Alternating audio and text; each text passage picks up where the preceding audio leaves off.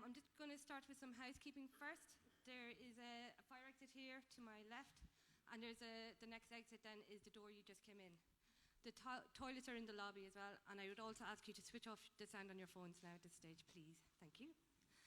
So I would just like to welcome everybody to Sligo Central Library today and joining us for this event this evening. I'd also like to welcome all those from around the world who are joining us on our live stream on Facebook. This event is being live streamed on Facebook and it will be up on our website in the next few days for you to look back on and see how good it went and all that. This event is in association with IT Sligo BA in Writing and Literature, and we are honoured to have Ruth Fitzmaurice here with us and reading for us tonight. Alongside Ruth, we have some music with Eddie Lee and Ray Coen, who will provide a befitting atmosphere, I think, to the night. Niamh Mac Cabe, an award-winning writer and student of the BA in Writing and Literature, will do the Q&A for us, and after the Q&A, we'll have an open mic. Before I hand you over to Niamh, I just want to let you know of a few upcoming events for the summer in Sligo Central Library, because this is our last word for the year. On Friday the 14th and Saturday the 15th of June, we have Crinan in Og, which is a festival celebrating children's creativity with dance and art workshops, storytelling and live music, and it's open to all, and we'll have all those details on our website in the next couple of days. And then on Tuesday the 9th of July, in association with Corja Festival, we have Sinead Gleeson here. It'll be similar to the Word, it'll be a 6:30 p.m. event. And then also in July, we have a number of creative writing workshops for children, which will culminate in a Junior Word on Wednesday the 31st of July with New York Times bestselling illustrator Ava Byrne. We also have lots of more events on during the summer, including Storytime, Technics Lego workshops, puppet shows, and lots more. So check our website for more details, or leave your name at the desk if you want to be notified of these events. Let's see, what else do I have to say? Oh yeah, plus we have our annual summer reading challenge for children every year, and we encourage you, if you know children around, to join us. They get rewarded for visiting the library and reading books during the summer. So after all our events for the summer, I'm just going to finally welcome you this evening again, and I hope you enjoyed this lovely evening, and I'm going to hand you over to Niamh. Thank you. Thank you.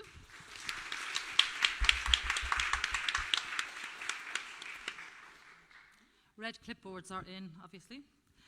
Welcome all to The Word. This evening I am honoured to introduce you to author Ruth Fitzmaurice. Shortly she'll read from her debut book, I Found My Tribe, and the reading will be followed by an informal interview, as well as questions from the audience, so you can get your questions ready. First, let me give you a little background. So Ruth grew up in RD, County Louth. She'll correct me if I'm wrong. I will. She now lives in Greystones with her 5 young children. Originally a radio researcher and producer, she wrote I Found My Tribe in response to her filmmaker husband Simon contracting motor neuron disease. He was diagnosed in 2008 and given just 3 to 4 years to live. In October 2017, 9 years after his initial diagnosis, Simon died. I Found My Tribe began life as an article in the Irish Times in January 2016. In the opening lines of this article, Ruth writes the following about her daughter. I thought this was very moving. 3-year-old Sadie says that Dada talks with his eyes. An eye-gaze computer sounds less romantic. I'll ask his eyes, she says, when she wants something. He loves me, she exclaims, like a surprise present. The response to Ruth's article was immediate. 18 months later, in July 2017, her book, I Found My Tribe, was published. Bearing in mind the Irish Times article was the first piece Ruth had ever written, this was an astonishing but truly deserved break. Roisin Ingle describes the book as a powerful memoir, emotional, poetic, funny, philosophical, courageous, a work of art. It is all those things and more. It is an honest and raw blueprint for living life to the full. Ruth finds serenity swimming with friends daily in the sea at Ladies' Cove in Greystones. She dubs this tribe of friends the Tragic Wives Club. One of them describes the swimming process thus: you may not always like the person who goes into the water, but you always like the person who comes back out. Of her swims, where she dives headfirst into the freezing water, Ruth writes, I stand on those steps every time with raw fear. Your brain screams no. It's the first time, every time. To dive, you need to turn your brain off. Shut up, brain. Steer past your brain because something else is steering you. What the fuck am I doing?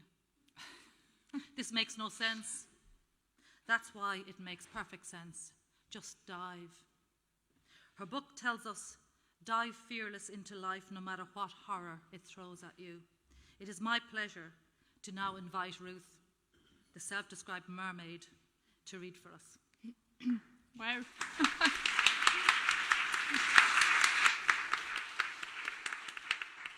My goodness, what an introduction. Thank you so much. I had a little introduction about summing up, going, what if people, don't know anything about me, but you did quite a good job there. I'm a bit blown away by that. Thank you so much. I was figuring out what to read. By the way, first of all, it's an honour to be here in Sligo. It's lovely to be here. We drove down and 100% rain, said the weather. But that's okay, that's not your fault. 100% rain, and I swam this morning because I said I can't come to a library event and talk about swimming and not have swam today because I'd feel like some kind of charlatan.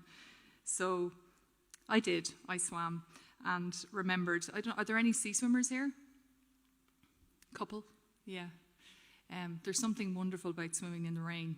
It's that perfect, your brain is telling you there's no way you should get in today, and then the day becomes something else when you swim in the rain. So, yeah, I swam this morning.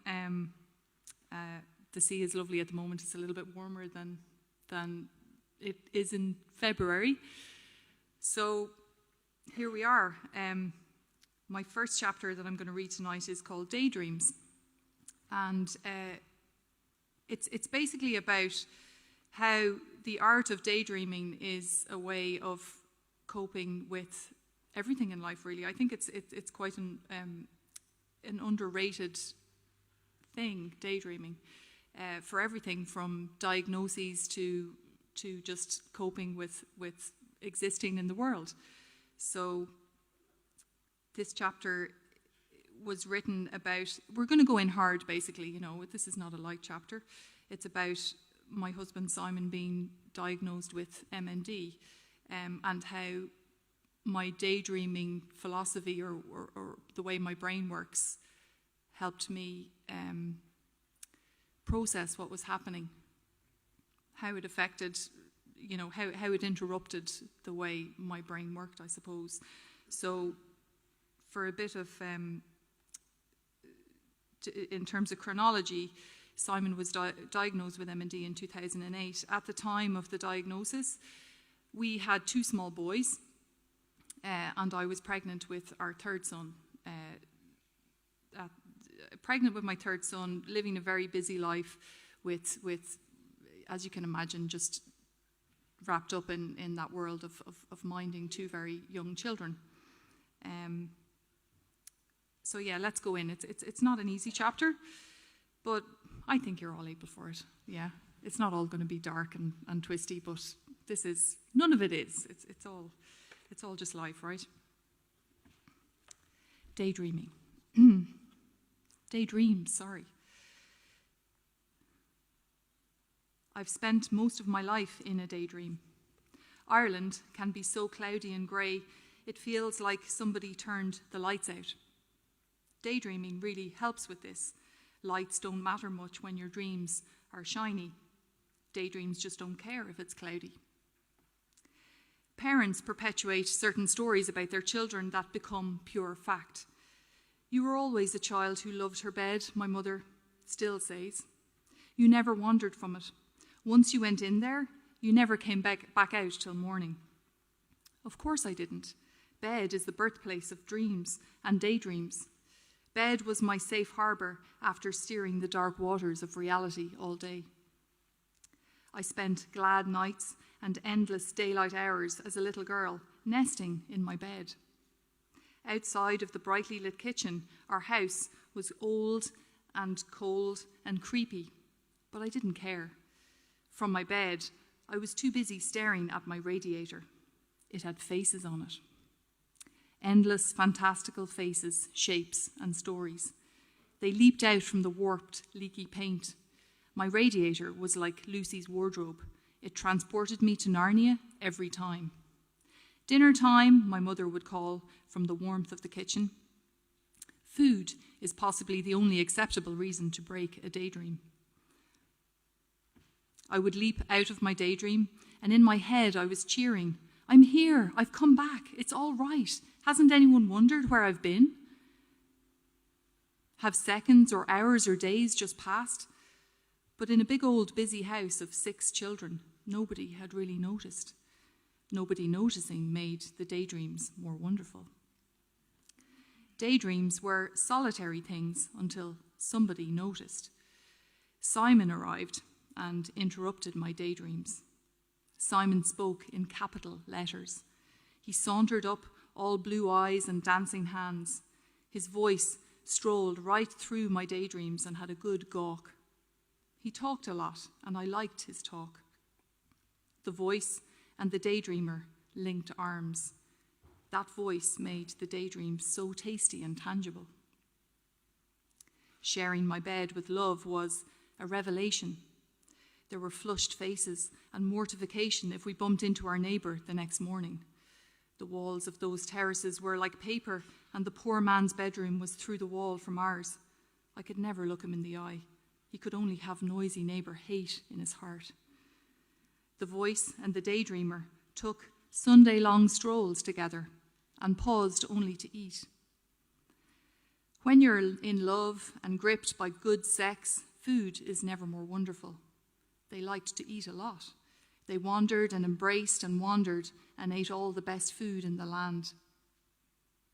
They ate and locked limbs and ate some more and made new daydreams together. They made up stories and planned amazing projects. He wanted to direct movies and she wanted to write books. That voice and those daydreams combined were a creative dream come true. The right man in your bed is a glorious thing.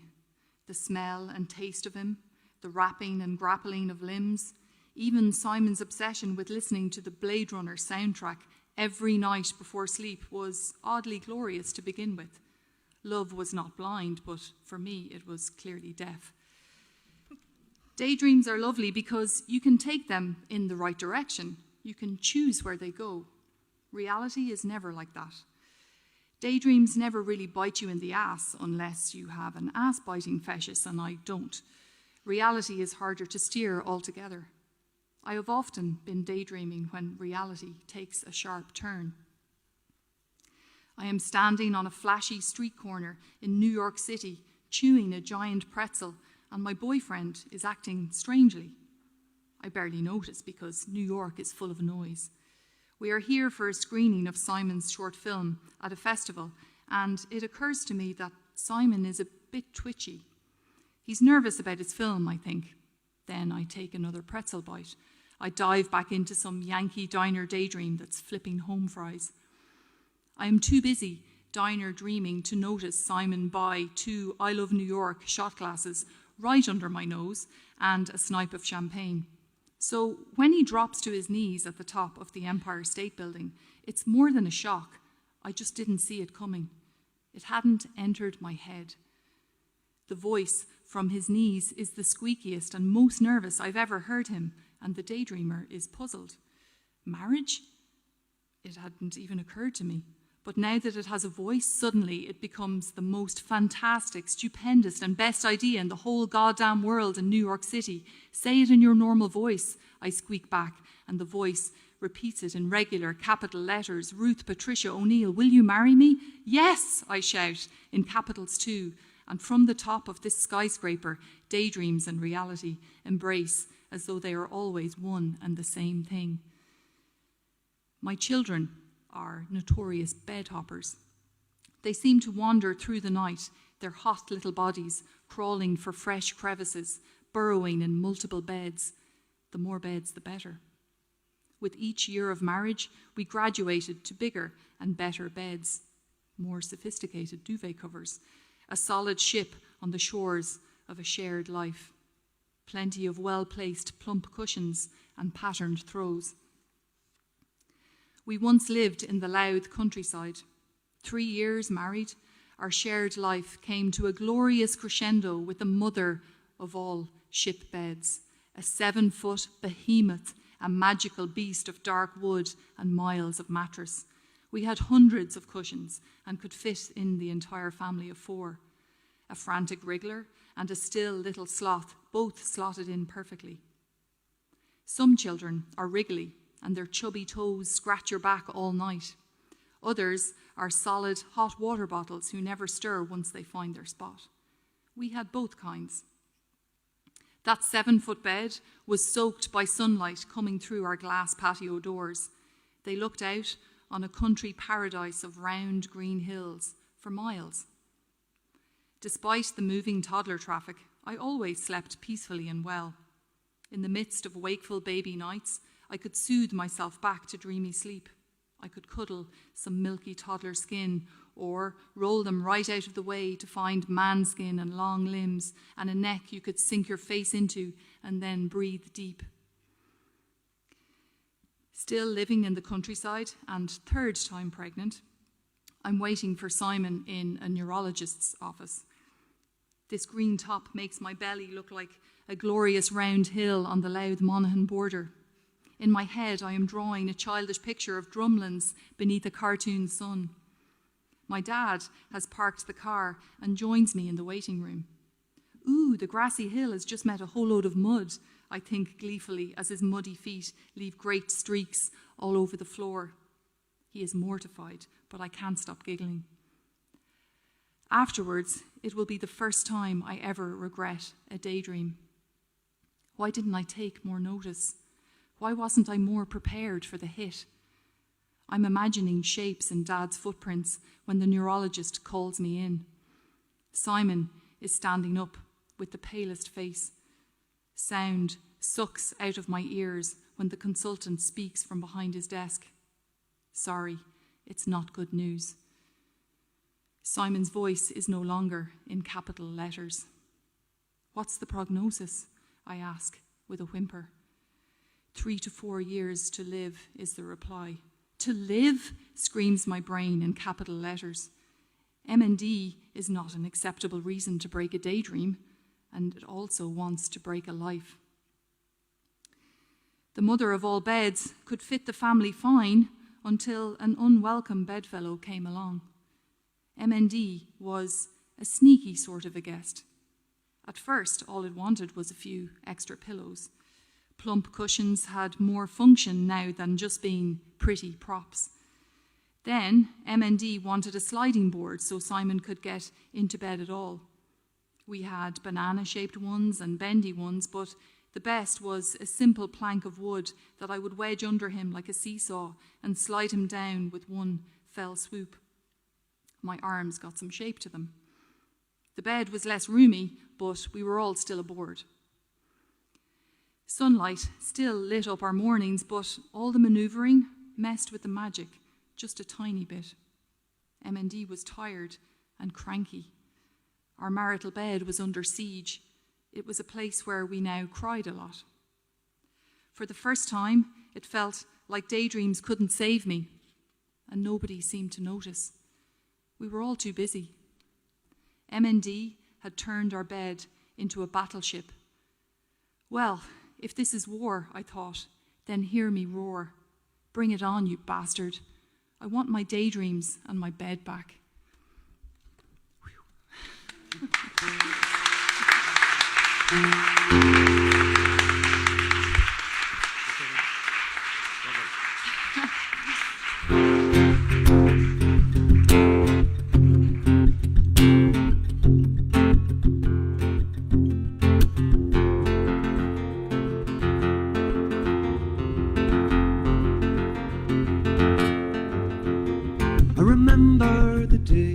We'd walk down by the river, catch a little trout, maybe catch another, and all the while the stream goes gently bubbling by. And we danced upon the sand as we contemplated nature, and the sun came like a complicated courage, and shone her pale light down upon us all. But Rosalie, where are you? Rosalie, where are you? Hand in lieu with the times, we'd be climbing up on the mountain, looking at the stars, and then we'd start counting. A 1 and a 2 and a 3 and a 4 and a 5, and on we go. And you to go to map, I to go to compass, looking for a truth or something that might guide us to find our merry way back home.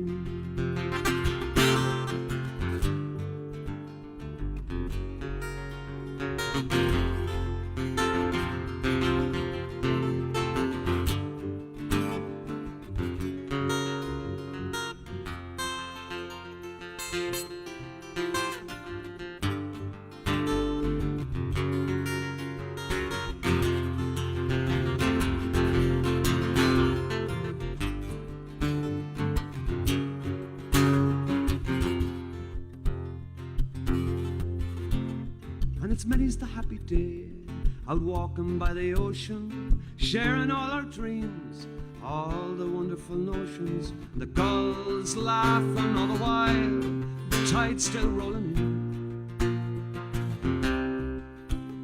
And we danced upon the sands as we contemplated nature, and the moon came out like a complicated courageous, and shone her pale light down upon us all. But Rosalie, where are you? Rosalie, where are you?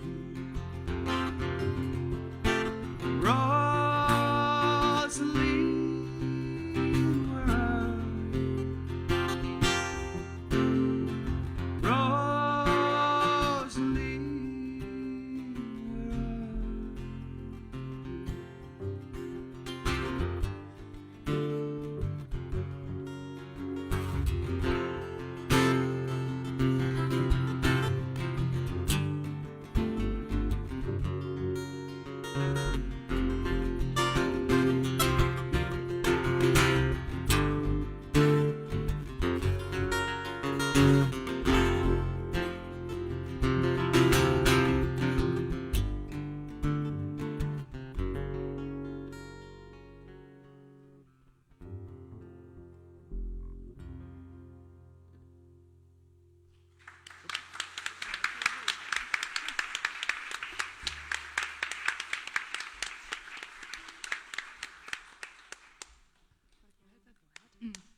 That was lovely. Okay, so we are getting to some happier swimming stuff, I do promise. But just in terms of chronology, this next part, the next chapter I'm going to read is called Colour. It's certainly colourful, but to just fill you in on the timeline. So after the diagnosis in 2008, we're now jumping forward to 2010, when 2 years after the 3 or 4 years to live diagnosis, Simon went into respiratory failure in hospital and was accidentally put on a ventilator, and then spent 6 months in an ICU with no windows. And we eventually got him home back to our little house in Greystones, which we were obviously delighted about. It was a huge celebration, but life became very different it was already a busy house with 3 young boys, but now we had 24-hour nursing in our little house, which meant that Simon had a day nurse, and then he had a night nurse through the night with a baby monitor listening in to make sure that he was, because the ventilator, if anyone knows about it, it's a tracheostomy on your throat, and you need to be monitored 24 hours a day, basically. You're hooked up to machinery in order to be able to breathe. motor neuron disease usually ends at that point when you can no longer breathe by yourself. But Simon continued on for a long time after that point. So as happy as we were about that, it meant that domestic life became this very strange thing. Hence the chapter Colour.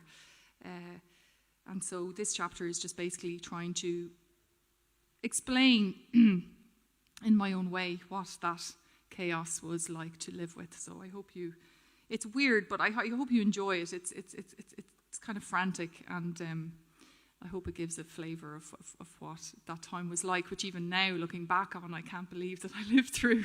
With the passage of time is a funny thing. When you're in it, and you do what you got to do. And then when you're out of it, I'm glad really that this account exists so that I can remind myself what it was like. And yes, it was worth it, but yes, it was mental. So here we go, Colour. Nurses everywhere. Nurses filling kettles in the kitchen. Nurses scuffling with coffee cups. Ringed cups scattered about like a student flat. The bathroom door is locked and there's a queue. Who's in there? It's a nurse. Nurses at the microwave nuking fragrant food during our dinner. Nurses at the sink spilling suds. Nurses standing over our bed at night as we sleep. Nurses catching me in my knickers. Lock the door. Nurses are everywhere. They're just doing their job. Pain is chasing me through busy, stressful rooms. Nurses are in every corner of our tiny home. What is a home? What exactly does home mean? I need an answer. The only answers forthcoming could fit on a few post-its. They are all worthy slogans. They would make great fridge magnets. Home is not a house. Home is a feeling. Home is the people you love. Home is where the heart is. A house is made of bricks and beams. A home is made of love and dreams. That last one is an actual fridge magnet. When Simon came home on a ventilator, the hospital nurses all cried. God doesn't give you more than you're able for, said one nurse to me as we hugged goodbye. God is pretty creative, I think, or else he just saw me as a challenge. Nurses and carers are everywhere. They are a merry band of the kindest souls mixed with some wonderful freaks. Our home is a revolving door for a whole spectrum of psyches. A nurse slips me presents of holy medals while whispering hand on heart that the devil talks to her in person. The devil tells her to do bad things. A night nurse with a ghoulish white face hides behind hall corners and jumps out at me each time I pass. I must shout every word in defiance of her deaf ears, and it is her job to listen through a baby monitor to make sure Simon stays alive. What? This is Night of the Living Dead. Home, for me, has always been colour. Home is a warm colour. It's a swirly orange-yellow colour like sunshine. I'm sitting with a cup of hot tea in my hands, listening to birdsong in chorus. The dawn light is so bright it lights up the kitchen wall, pure orange. I never knew that hippies were such control freaks. Beware the nurses brandishing big jewellery and natural remedies. Theirs is a will not to be battled with. If you don't do it their way, they walk. Simon is a young man trapped in a body that doesn't move. The hippies are up against pure fire, so they walk. Looking for peace, I need to lock pain away. Pain refuses to stay padlocked, so I park it outside of small moments. These moments are mostly rituals surrounding coffee. I make my coffee in a little pot and carry it in a cup away from madness. I must contemplate a weekend of 2 new nurses. 2 more new nurses will be coming to our house. I will settle into the edges of our home. For a small moment, I will simply gaze out the window at my birch tree, at least until this cup is drained. Nurses with noisy shoes, giant man nurses who don't fit. They have to stoop in doorways. Tiny women nurses who can't reach the cup press. The agency send a Spanish carer with spina bifida who can barely walk. She cries because she can't climb up on her double bed and help hoist Simon. The nurses send her away, still crying. They're very emotional people, she says. pain chases me around the house like a big, angry scribble. I make lists to unscramble it. I move my body away from it. My list says things like, buy a second microwave and a kettle to put in the nurse's office. That might help. Organising order might help, but you cannot organise chaos. So I just keep moving. A nurse in clog shoes and a plain skirt explains that she rejects all forms of technology for religious reasons. I don't need a radio because I sing and talk to the birds, she chirps. Mottled plastic bags and coat hangers full of clothes fill her car. There was a fire, she laments. She fishes out her wedding photo from a plastic bag to show me. Her wedding dress is the colour and texture of crumbly brown bread. I wonder if the dress is in her car too. She sings and keeps giving me presents of rose-scented soap. She chases my mother around the kitchen, trying to give her a shoulder massage, shouting, "You look tense." Now it's my mother's turn to run the other way. I move and I get busy doing things.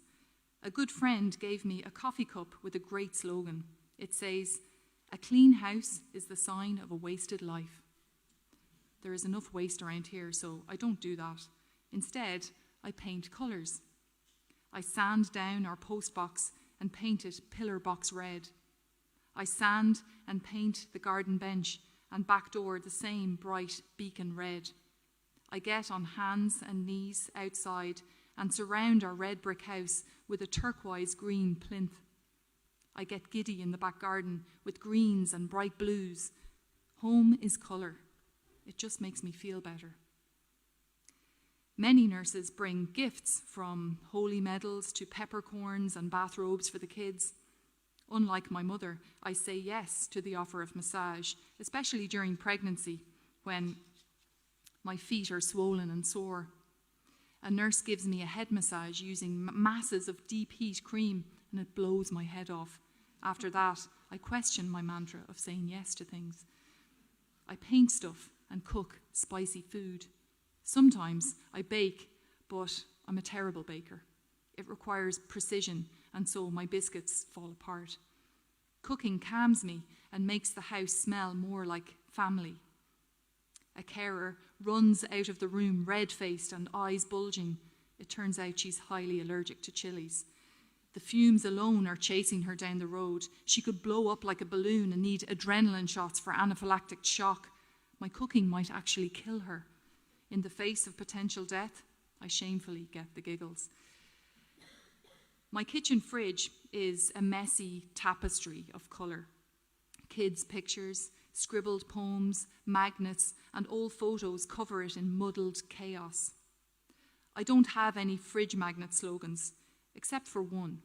Slapped right in the middle, my magnet reads, "This too shall pass." Good nurses come and go. Coach has a voice that rings like a bell and fills the house with violin music. A Honda Shadow parked outside means young Adam with his Peter Pan heart has arrived. Paula brings mischief and laughter.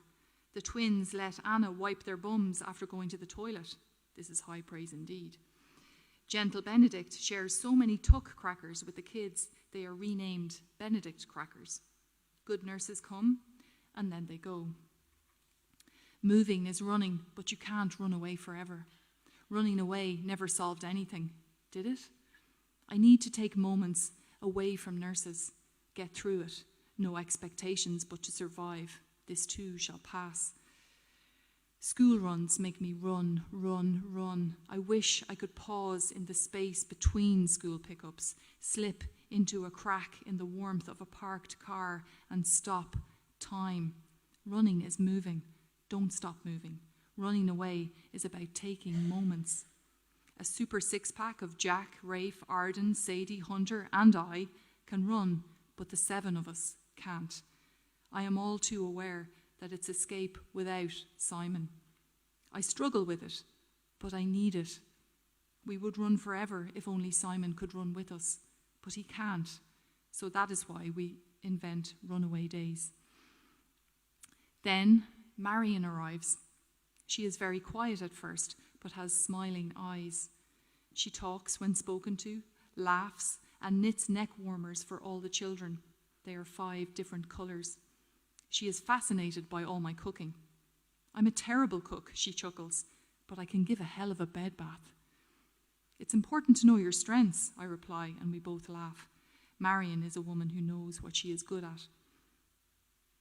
How do you run solo with 5 children under 10? Is it safe? We run with chaos. We go to Tesco and faces drop. Heads turn in our wake. My children are lying in the aisles and thrashing each other in the trolley. Chaos can be fun. We play the shop game. Each child gets to choose one thing, and we return home laden with giant jammy rolls and cupcakes. We run through IKEA and blatantly follow the arrows the wrong way. We race to the cove to climb rocks and hurl stones and howl into the wild, salty air. The sound of the sea is the only thing that can drown out this lot. On runaway days, we are mayhem. We are lords and rulers of the playground. Don't mess with us. After we visit people, they gasp in the silent aftershock once our noisy goodbyes leave. But mostly, it's just us 6. Chaos is pure colour. We walk through forests with sticks that make swishing sounds. We drive to Deal's discount shop to buy plastic swords and giant cartons of tea bags. We hit the Asian superstore full of spices and weird plastic-looking sweets. It makes the shop game way more interesting. Runaway days are allowed because we have other days with Simon. We always come home. We bring back colour until it's time to run again. I don't know if I can live like this. I don't know who I am or what I am good at or how to make a home here. Is Simon okay? Are the kids okay? What is this doing to us all? Marion is the kindest person I have ever met, and she is everywhere. Her knitting is on the couch. Her half-eaten ready meals litter the kitchen, and I couldn't give a shit. It doesn't matter because I don't need to run away from Marion. Not ever.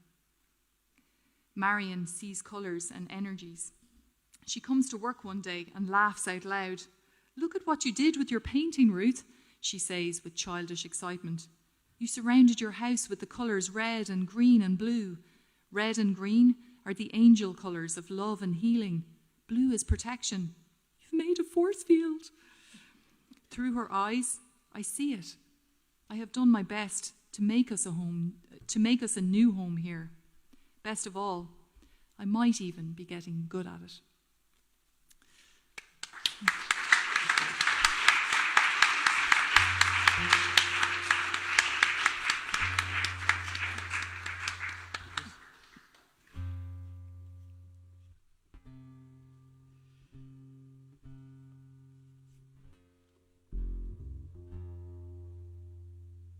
I'm an emotional wreck. I can hardly sing at all. I'm really sorry.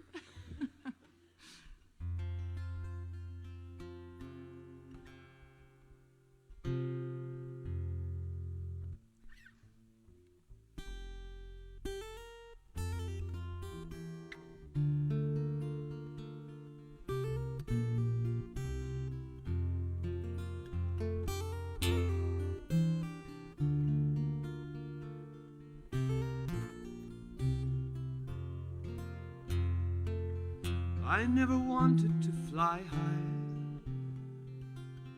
I was too fond of walking. So when you said you'd touch the sky, thought that was just your way of talking. But you said you'd build some wings, find out how it could be done. But I was skeptical of everything. I never thought you'd reach the sun.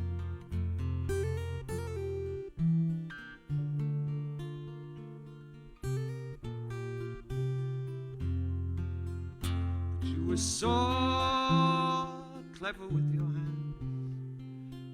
I could watch you for hours with the string, the glue and the rubber band, and the feathers, the lace and the flowers, and your finished wings that that glowed so bright, like some bird of glory. I begun to envy you your flight, like some old hero's story.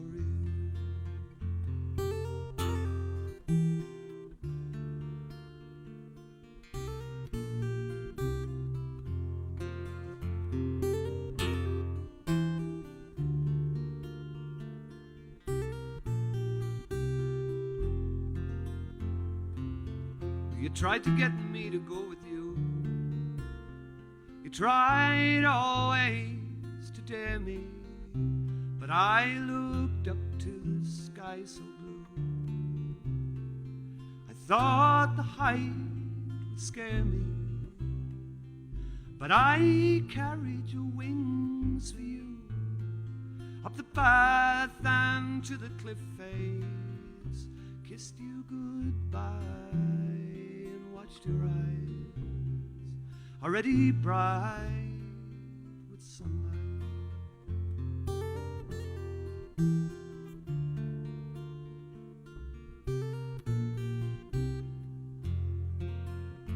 It was so grand at the start to watch you soaring higher. There was a pain deep in my heart as your wings seemed tipped with fire, like some eagle or a lark rising up forever, or some ember or a spark drifting from earth to heaven.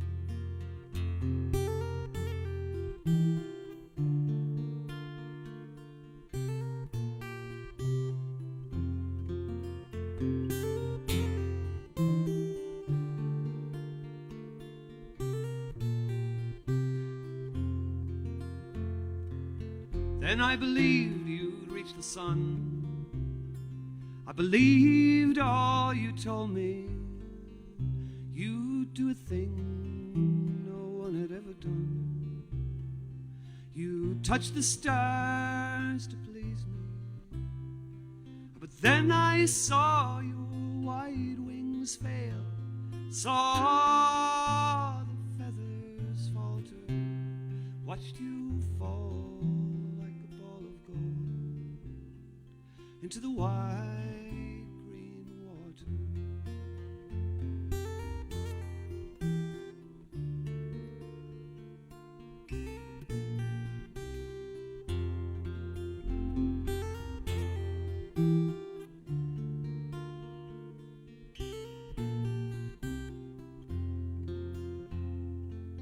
Where some are born to fly high, and some are born to follow, some are born to touch the sky, while some walk in the hollow. But when I saw your body fall, I knew really you had won, because your grave was not the earth, but the reflection of the sun.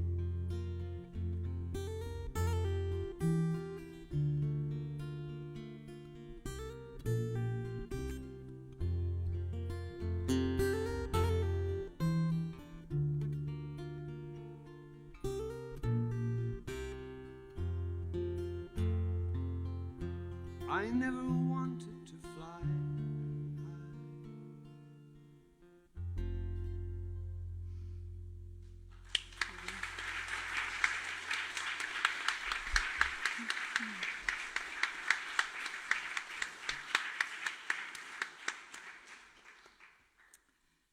That's lovely, and actually a really nice lead into my last chapter, which is way happier, because it's about sea swimming, and it's that kind of idea of the wide green water, and you sing about falling. I imagine us diving, because the thing about swimming at this time of year, not that you'd know it today with the grey weather, but the temperature is so much warmer that like you have these lazy days where you can have multiple swims and you just want to keep diving and climbing onto rocks and diving back in, and there's a lovely freedom about it. So I love this chapter for that, but a little bit of backstory to it so you just know who I'm talking about in it.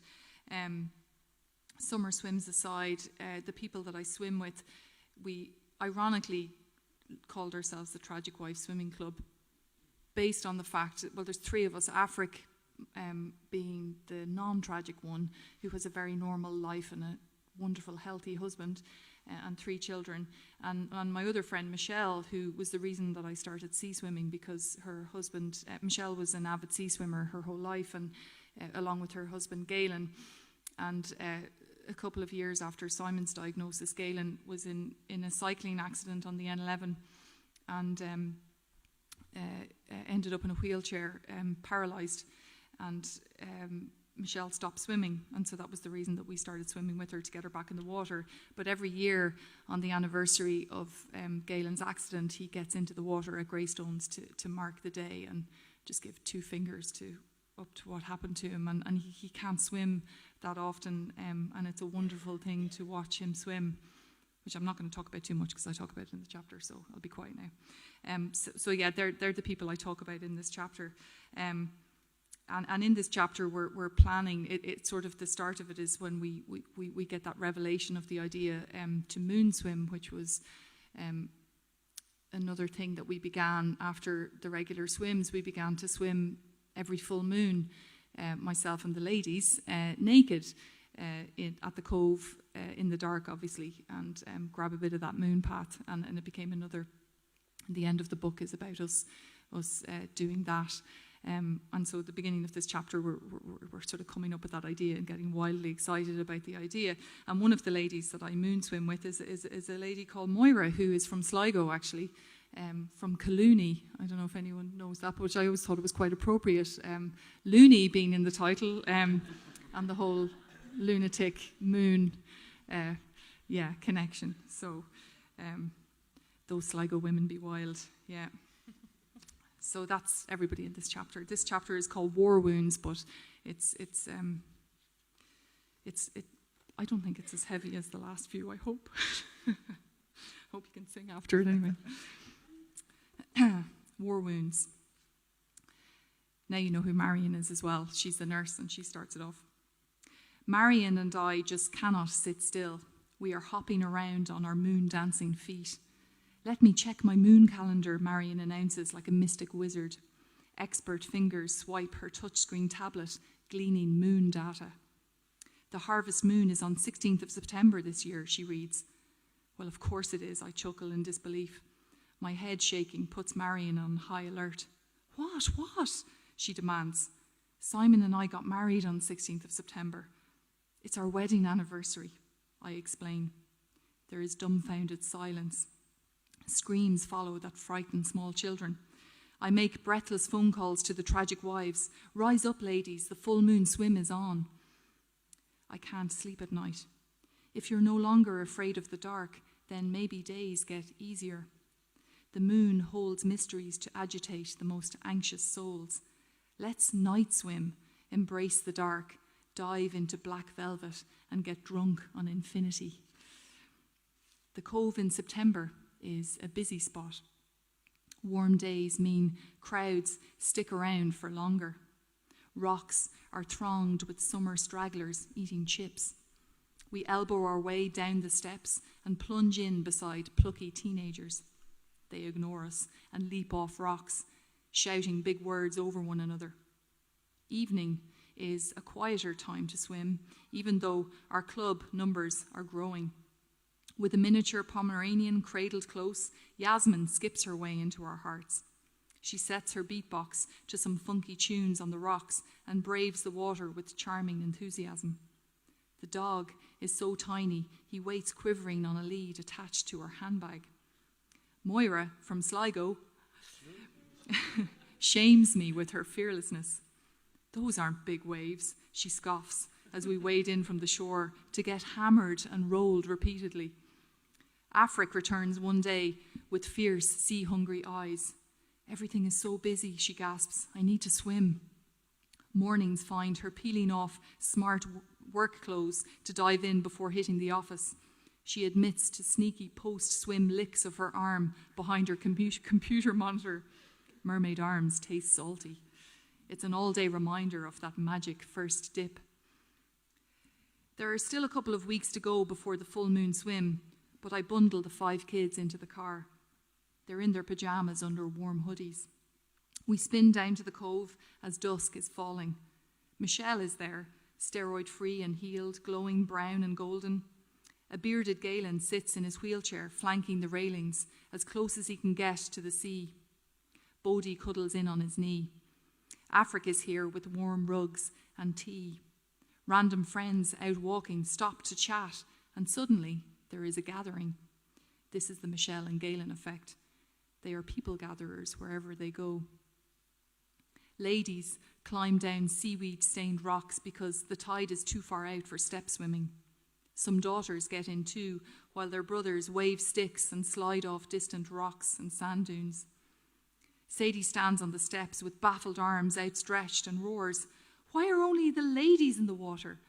"Because it's Ladies' Cove and we're mermaids," we laugh. There is whooping and panting as we tread water between chats. The boys get jealous and join in. We scramble over slimy rocks to dive again and again. Galen throws a stick repeatedly for Casper, the wonder dog, who whines and retrieves it. The dog climbs rocks better than all of us. It is so glorious, we stay in much longer than we should. Eventually, I clamber out over sharp rocks with the sea shakes and seaweed in my fingernails. I hop up to my car on wet feet. I return with a pocket first aid kit.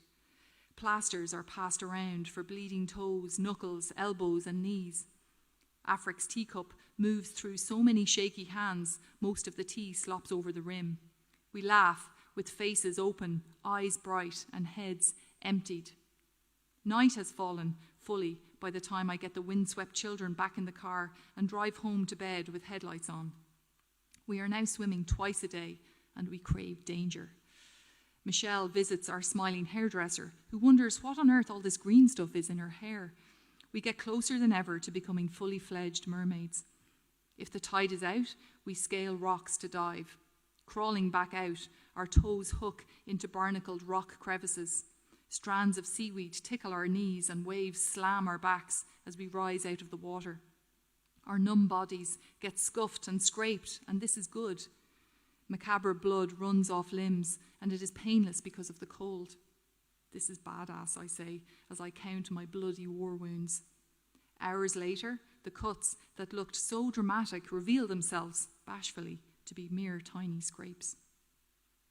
The week prior to 16th of September, the moon teases us with an increasingly curvier shape. The 14th is the anniversary of Galen's accident. Friends gather that morning at the harbour with him to swim again. This year, Michelle gets in the water too. Galen slips into the sea and rolls onto his back with outstretched arms. I watch him survey an expanse of sky, and his mouth opens wide with laughter.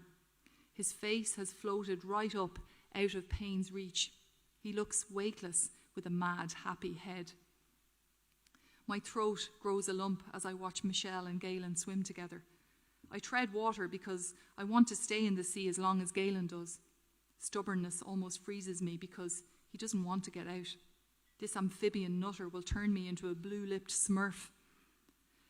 I don't believe we are just numbing ourselves in this sea. I look at my friends coping and surviving.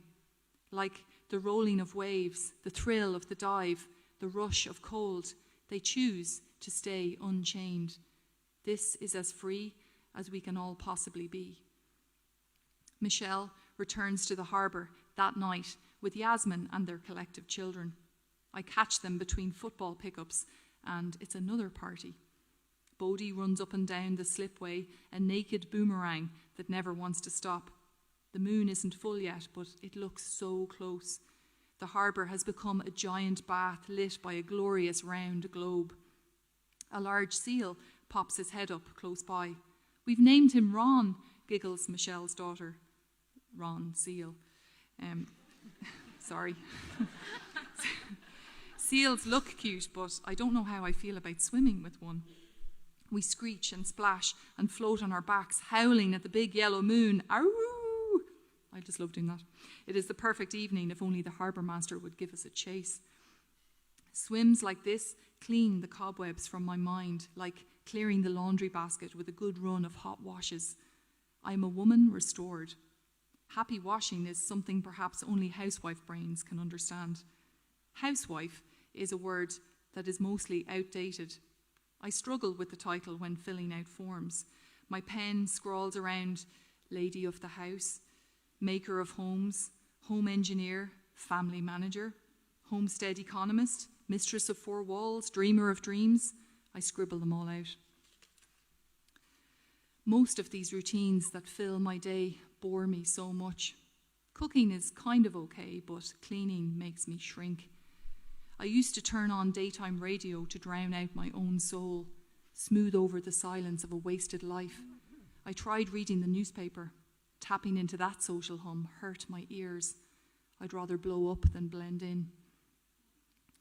I keep looking in the mirror, staring at myself because I am shocked by the person I see. She is so much herself, more herself than herself could be. Moon swimming makes her wild-eyed with excitement. There is power in doing exactly what you should be doing. Call me anything you like. I want to sing my own tune. The moon and the ocean are calling me.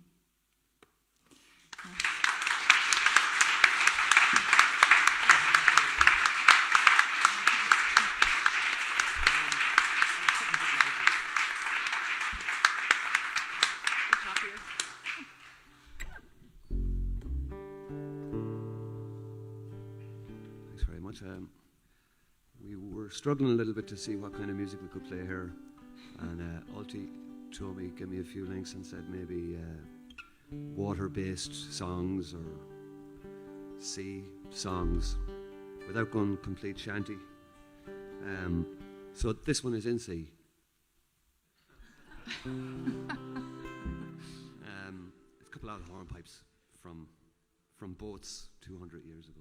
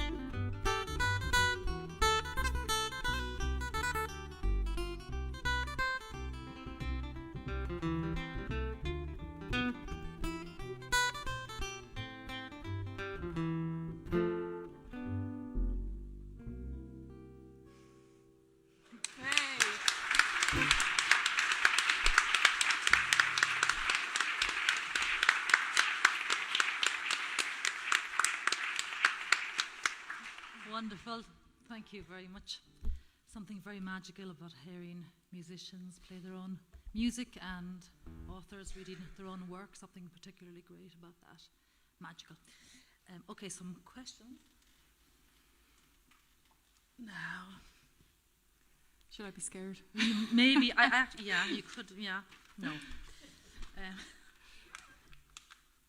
Yeah, I was very interested in how you wrote about your children, your 5 children. Yeah. In I Found My Tribe, you described them as truth detectives, which is brilliant. Yeah. What do your children think of the book and how they're portrayed in the Good book? Good question. Well, obviously, when in reference to that chapter, when I wrote the book, my children were all under the age of 10, all 5 of them, and it's lovely to read back on all the things that they said. And I'm really, I would urge anyone who has young children to do it as an exercise. Just write down the mad things that they say, because you forget them, and it's just a lovely thing to. Maybe. I did wonder that when I was writing. I was going, am I the only one going to get something out of this, or is it just that like goofy parent thing that where you go, oh, look what they said, and everyone like rolls their eyes going, yeah, whatever. But it's lovely to have looking back on, and I don't regret doing it. But now my children are older, obviously, and Jack, my eldest, is nearly 14, and they know the book exists, and they've had friends say to them, oh, my mum read your book, or whatever, But going forward, they would be much more embarrassed about me writing about them now. They haven't read it yet, and they had a strange upbringing in the sense that when their dad was sick, we lived in this very public environment of the house full of nurses and all the change, and their dad having written a book and made a film. And so their sense of, who their parents were and what that involved is slightly strange. So yeah, I'm glad it exists as a document for them to go back and look on, just as Simon's book is.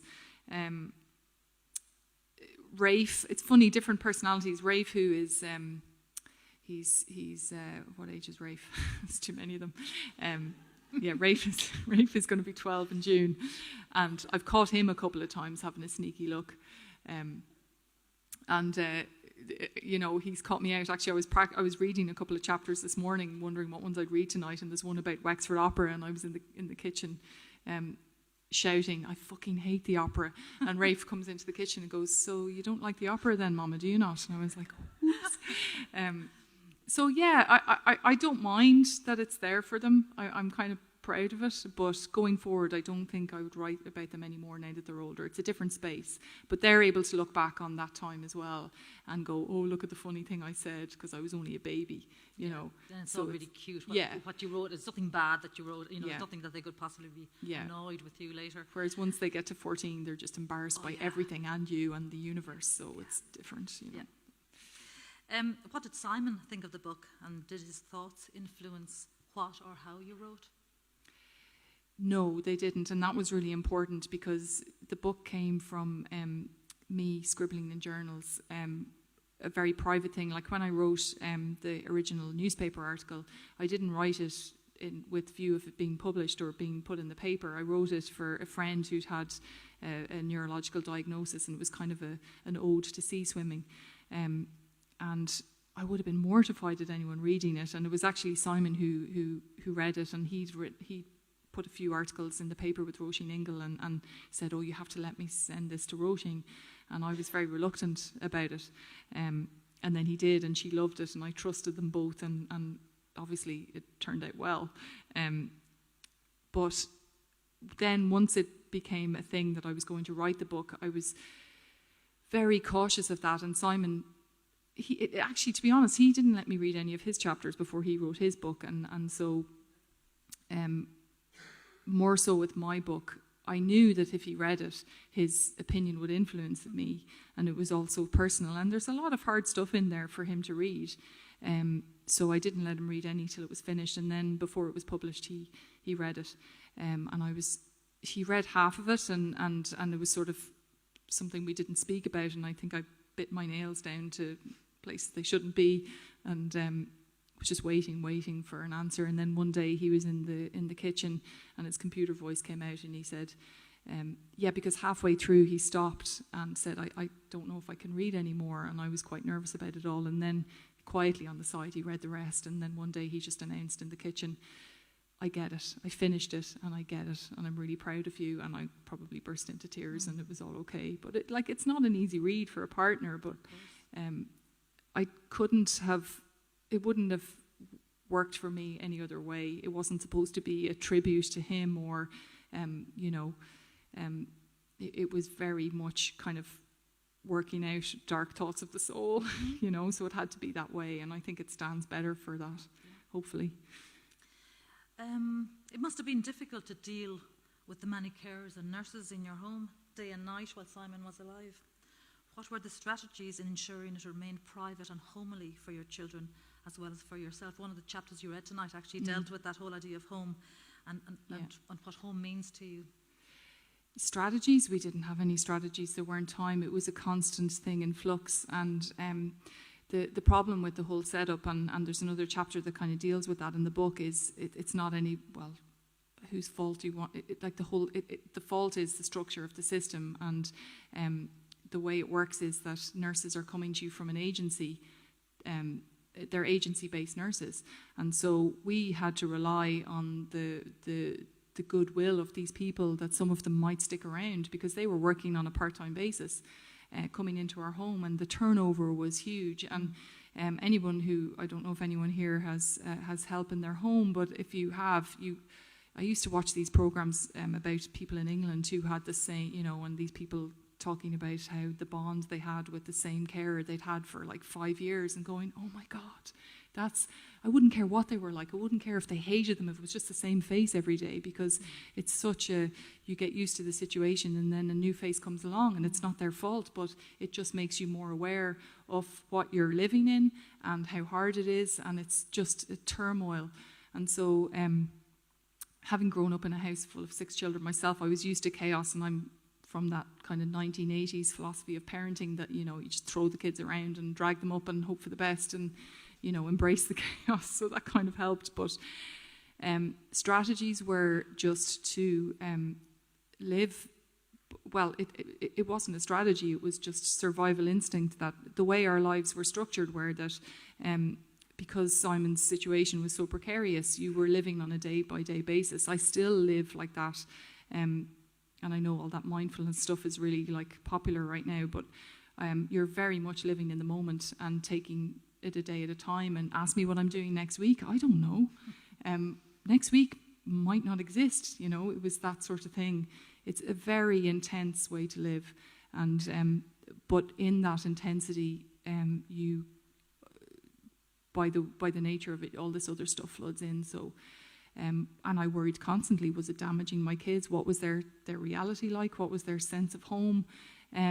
But kids are amazing, and that comes through in the book, that you end up learning from them because they do live in the moment. And half of me coping was learning from my children and how they were just able to get up in the morning and go, what's going on? What are we doing today? And not worrying about the past or whatever. So, yeah, they probably helped. Their strategy helped me more than mine, theirs maybe.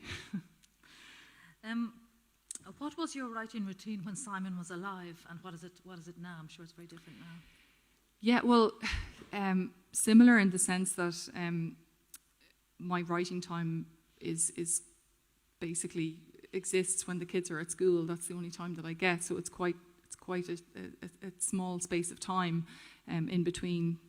I have 5 kids, so there isn't much time in between. So once they go to school and I have a little pocket of time to myself, that's my concentrated writing time. But other writers tell me that, you could plonk your ass down in that chair for the entire day and, really like a good concentrated 2 hours a day is probably enough for anyone to get something good out. So I just became really good at streamlining myself in that way and taking the time.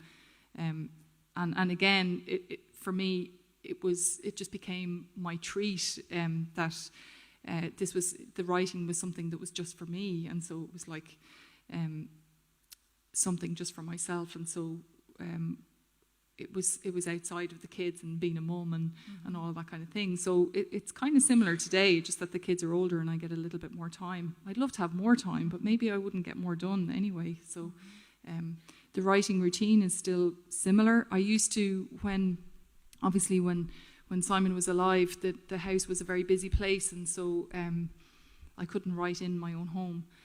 So I used to, I did it.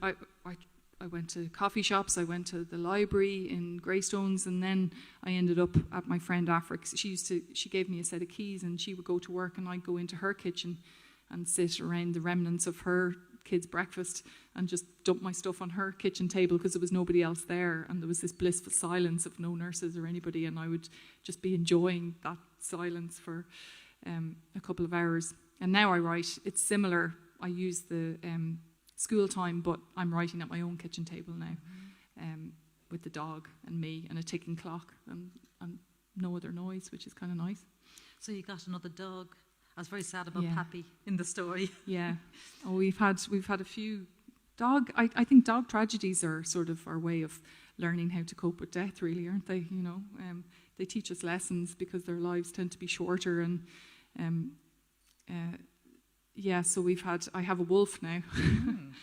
She's a Swiss White Shepherd. Her name is Hachi, and she's awesome. She's my friend Michelle gave her to me when Simon was very sick, actually, just before he died, and she's kind of my companion now, and it's been a very lovely thing to have her in my life. It's interesting because you use the word wolf a lot in the story as well. Yeah, no, I got my own wolf. Yeah, that's great. Yeah. Are you a different person now to the one who wrote the book in 2016? That's a bit of a silly question. Of course you're a different person. Yeah. But maybe, or do you believe we are born with an inherent nature that is just marginally shaped by life experience? That's a tough question. I think we're capable of huge change. I think that difficult life experiences are the making of us, and show us what we're made of and what our true nature is, for sure. I'm a believer in, I wouldn't categorize myself. I think that's a dangerous thing to do. I think you should always be trying to move and change and strive to be the best you can be, whatever that is. But it's a dangerous thing it's very limiting to decide that you're one thing. I think we all do that a little bit out of fear, and I'm as guilty of it as anybody else. I think that's the adventure of life, is figuring out what you're capable of, and the passage of time is an interesting thing in that even now, the way I am, when I read back on the book and see how different I am to that person living in that house, it's fascinating and mind-blowing. Yeah, so I would say that's the adventure of life, is finding out. You've been writing the screenplay for a film of the book, am I right? Yes. How's that going? What stage is it at? Yeah, it's at an exciting stage now. I'm working with Element Pictures in Dublin, and we've done a first draft of the script, which is going through a couple of changes, and then they're looking for directors, and the film process is a long thing, and I've written a draft of the script. I don't know how much that will reflect the end product that comes out. I'm just really excited that it might get made, and they're very keen for me to be involved through the whole process. So yeah, that's another big adventure to see where that goes. Yeah. What's your next writing project beyond the screenplay, or have you started something else as well? Yeah, I'm in a manic stage at the moment. That's why it's lovely to come to Sligo. I'm finishing the draft of the script while simultaneously writing my first fiction book, which is fiction based and around that kind of wolf idea of a kind of a sense of a core wild feminine psyche that we all have in us. That sounds really hippie, but it's something like that. We'll see. It's in progress anyway, but it's fun to write fiction because you can just kind of like mash everything up and make stuff up, which is cool. Yeah. Have you swam in Sligo? Of course you have. I have, not in a long time, because as I say, like Sligo women are kind of terrifying. They're into those big waves. Like, you look at those days when I wouldn't get in Sligo, in Greystones, and the Sligo woman is going, sure, that's grand. And then I get thrown around and battered within an inch of my life. So, it's a different coastline around here. It's that, like wild, free your head stuff. It's amazing, yeah. The word tribe that you use in the book, it's a great word. Can you tell us how one can recognise one's tribe? Oh God, I'm no expert. You're lucky if you find them, is all I can say. I think for me, they're just the people that you don't have to put a face on to meet. They're the people you can be yourself around. It's comes back down to the wolves. By the smell of them. Like you just know. Mm-hmm. There's a great moment in the book. There are several great moments in the book, but the moment of rage, where you kick the shite out of a car, out of an inconsiderate driver, his car, and he's sitting inside with the windows up, trying to ignore you. I thought that was really empowering when I was reading that, just imagining the rage that you had, and you weren't frightened to do that. Do you think your experience coping with Simon's condition caused you to be fearless? And has this contributed to your writing style? No, I'm a ninny, and always have been. I think, as I said, that when life throws up challenges, and when you are forced to deal with them, you learn the measure of it's the measure of you, like as a person.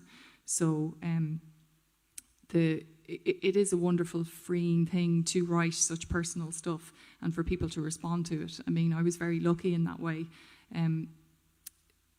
As a writer, you can be plagued with doubt and, oh God, what will people think and all that. And I think Simon's illness freed me from a lot of those worries, and the reaction to the first article, because it was such a positive response, gave me the confidence to just go for it. And also I had that sense of a lack of time. Life was so immediate that there was no question. This is what it was vital. I just had to do this. So I didn't. I think over procrastinating can be a bad thing. You just have to go for these things. I wouldn't describe myself as fearless. I think that would be complacency. Complacency scares me.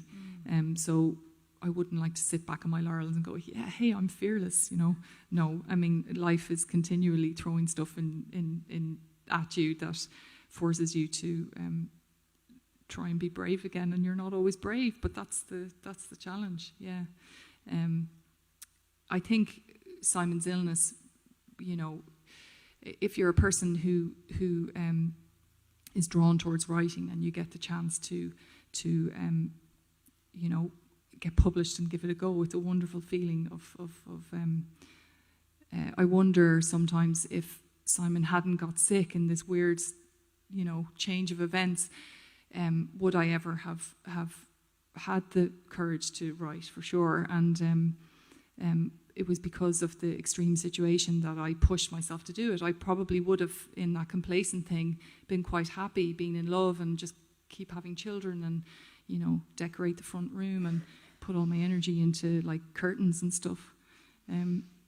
Not that there's anything wrong with that, but for me, I wonder, would I have reached a point where I felt like something was missing? And as terrifying as writing is, because, not to use the C puns, but diving into that all the time is scary. But for me, after everything that happened, it's a better way to live. So I'd rather take the chance and just keep scribbling. Yeah. I read that you followed writer Julia Cameron's seminal book, The Artist's Way. I hope I'm right about that. Yeah. About unlocking creativity. And she suggests writing morning pages, a daily stream of consciousness.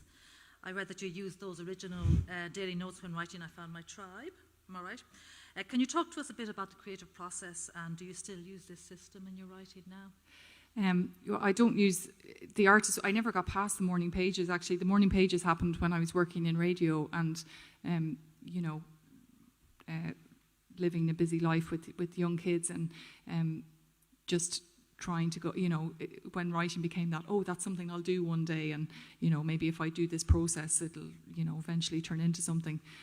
But it became really useful then when I was writing the book, and I had to go back and think. I found them one day. That's what happened. I found a copy with all these morning pages written at that certain time when we were just married, and I was sitting in my kitchen. And it was wonderful, rather than, because I think sometimes when you look back in retrospect, you kind of have rose-tinted glasses on. But here was this document. The morning pages became this document of a window into exactly what I was thinking at that time, which was very precious then, because if I had been just thinking back on it, I wouldn't have thought of it in the same way. So it was lovely to be able to when I was writing in that voice, to have the voice, And so, I still would do that. I don't do morning pages, but I have a notebook with me at all times, and a lot of my scribblings and thoughts I have in parked cars between school pickups and things like that. And it's invaluable. Like, it is a great thing, and also mad stuff the kids say or whatever, and just jot it down, because it's a thing that happens when you have lots of children, or maybe just with old age, that my memory is terrible. So I can have a thought and then it's gone in 2 seconds. Unless I write it down, it's gone. You can have a eureka moment and then, So you don't have a golden brain, is it Rafe? No. Yeah, Rafe has a golden brain. He remembers everything. He tells me stuff I've done that I don't remember. I still document stuff and write down thoughts, but not in any kind of, not in any artist way sort of methodology. But it is a great book for anyone who has a creative urge and wants to tap into that creative space, which can be quite scary when you're not used to it, of just kind of, like all writers just struggle with that. It's almost like an archery that you tap into and then you're in it and you go. So the morning pages are supposed to be this way of just clearing your head of all the clutter in there, and then, getting into the real stuff. But turns out my writing is that clutter of the morning pages, maybe. Is there anything that people miss when asking you about I Found My Tribe, or areas you wished someone would have asked you about that maybe I haven't? I don't know. I think I've been asked mostly everything. I mean, it's quite open and honest about stuff. So I can't think of any. I sometimes people kind of gloss over the fact that I have a chapter called Murder, and I say I want to murder my husband, which is maybe a little bit, I explain why I say that, it's to do with wifely feelings of protection and stuff, but not many people ask me about that, funny enough. Yeah, I remember the chapter. It's a very powerful chapter, and I totally was with you. Obviously, you explained it really well. Yeah, but they're I suppose they're intense kind of conversations. Mm-hmm. Yeah, I think your honesty in writing is what really grips the reader, because you didn't shirk away from that murder chapter. You were able to write it with pure honesty. Yeah, maybe we'll have some questions from the audience now. If anybody has anything they'd like to ask Ruth.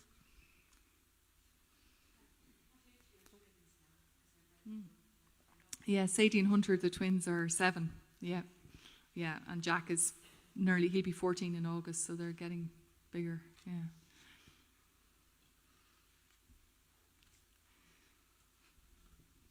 How do you write a sentence in the sense? You said something there about when you were talking about Galen, the amphibian nutter is turning into a blue-lipped smurf. Like, does that come to you in one sentence, or is that something that you edit and edit?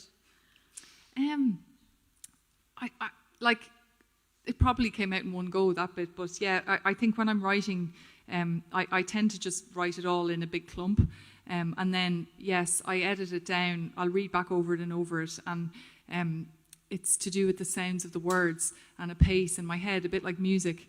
And actually, that was always the challenge for me when I started reading it aloud, because the way it sounded in my head wasn't coming out of my mouth in the same way, and I got quite frustrated that it was different.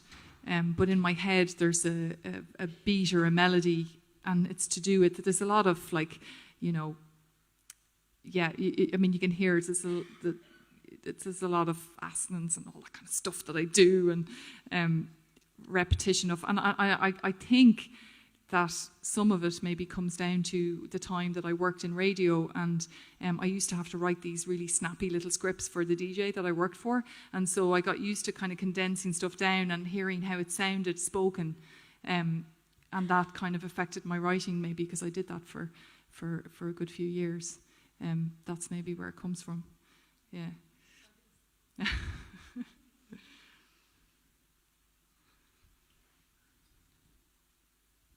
How do you pull yourself out of your head when you're daydreaming? Yeah, swimming. Actually, at the moment, because my mornings are busy, I change it up when I swim, but at the moment I'm finding that my head is literally fried after writing for a couple of hours, and so I've started swimming at the school run pickup time, because otherwise I'm just this daydreamy, scatty mess when I pick up the kids. So if I plunge into the cold water, I can go back into mama mode and be a parent again and actually hear what they're saying. Yeah, but it's a bit of an affliction, the daydreaming. The kids though get it, and there's, you know, as I say, it's a valued skill in our home. There's a family, there's a whole gang of them. Most of them are daydreamers.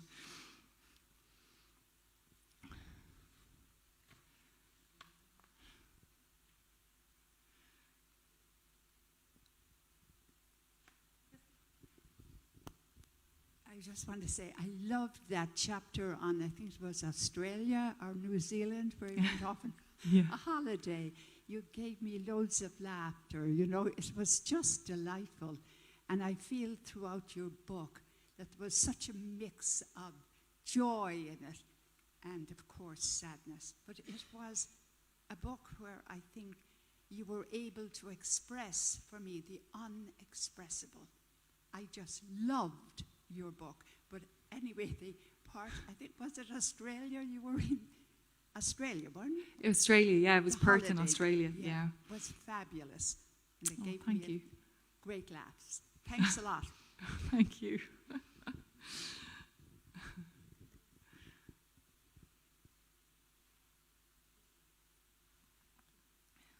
That might be all of our questions. So thanks for your questions, and thank you so much, Ruth, for coming, for reading. It was a great pleasure to have you. We all really enjoyed it, I think. So thank you very much. Thanks a million. Thanks a lot.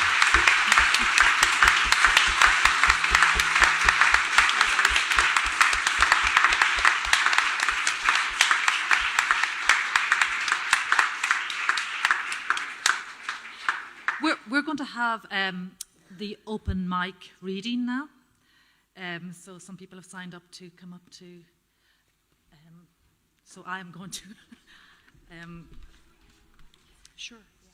Yeah. So I am going to invite people up to read, and our first reader, who is doing some prose and poetry, is Ollie Lenihan.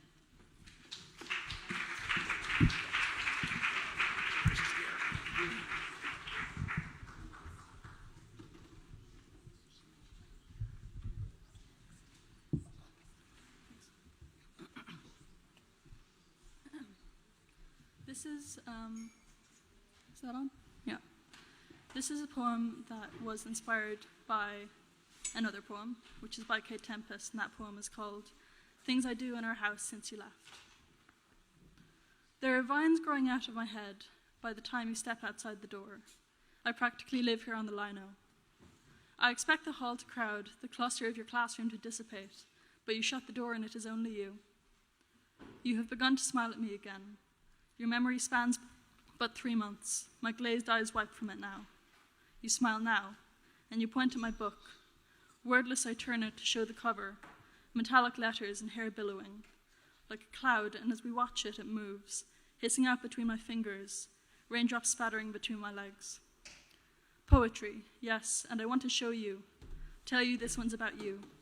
You'll nod. I won't know how you understand this, if at all. Leave me alone, she says, leave me alone. I am writing your name in my phone. I have written this for you.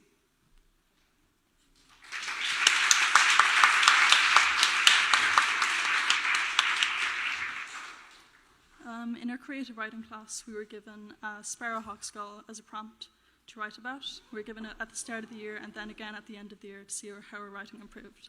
And this is the second one that I wrote. Sparrowhawk Skull Part 2.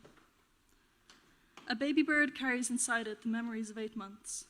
It has scratched its beak through the raindrops on the window pane, curled its avian claws around the twigs of a tiny nest hidden somewhere in E Block, flown the length of the college, all the way out to the edge of the world, where it drops off in a cliffhanger, and then it has turned around and come back.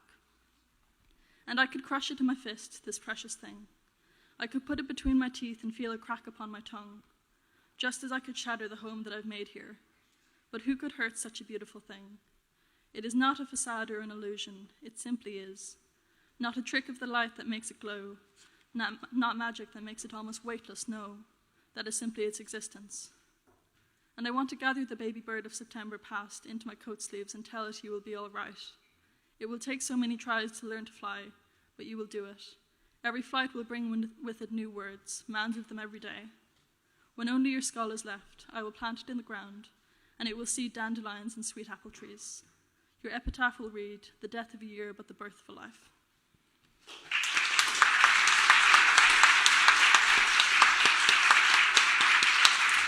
Thank you, Ollie. We're now going to have Rose Jordan, who's going to do some poetry.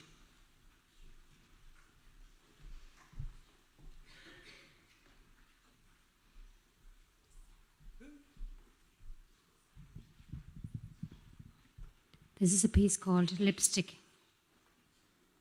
She had been up early in the morning to bring in the turf to light the fire, milk the cows and feed the hens before she roused the children. She urged them to get dressed quickly or they would be late. The shoes she'd polished the night before were lined up at the door, and as they put them on, she dug her chipped fingernail into the bottom of the lipstick holder and scraped out a tiny bit of pigment to smear on her lips before they went to first mass. It had come in her trunk from Boston when she came back home to marry, and the trunk bore the shipping stickers of her voyage to Cove. It contained her finery from her 6 years in America, taffeta dresses in subtle shades of pink and blue that no longer fitted her swollen waist and were now flickered by moths. Stilettos that were too small now for her bunioned feet, and strings of pearls and compacts of fusty gone-off face powder. These were now the playthings of her growing family, who loved the clipping sounds the heels made on the cement floor in the kitchen. Anything else of use had long since been cut up and painstakingly hand-stitched to make outfits for her little girls. She said she didn't care. She had no place to wear them anyway. Except the lipstick. She kept that tucked safely in the pocket of her sensible Sunday coat.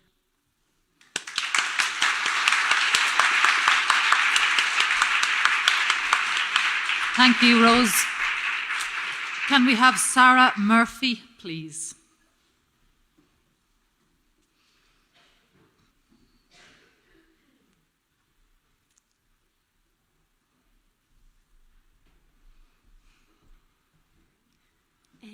This is a poem recently that I wrote about bringing my first child home from the hospital. It's called The Journey Home. Bringing you home in the car, I make your dad stop twice for me to lift your head so it doesn't break your neck. The midwives check the seat, but how can this be safe? The brand new folds of uncreased skin terrify me, and I imagine your bones breaking each other as we travel home. When finally using the Moses basket, I realize the dubious honor of placing you in such a way that you will likely be all night. Is it comfortable? Is the swaddling suffocating you? And without it, are you cold? Will the blood drain from your hands and arms if I leave them around your ears like you seem to like? Horrified by your weakness and my unpreparedness, is this what we've come to after hundreds of thousands of years of evolution, producing young more helpless than any other animal? Why can't you stand and stumble around the house like a new soaked calf, or half flap your wings at least like an unshelled chick? And then, in the same breath, I realize why. Through your helplessness, little one, I learned to love fiercely, to care painfully what happens to those tiny pink arms at night. Only hours had passed, and my heart was already double in size and strength. You made me better. That is progress. That is evolution. Thank you. Thank you, Sarah. Can we have Patrick Pugh, please?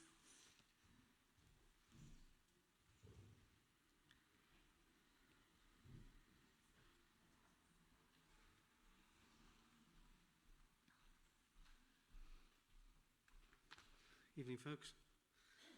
A couple of options here.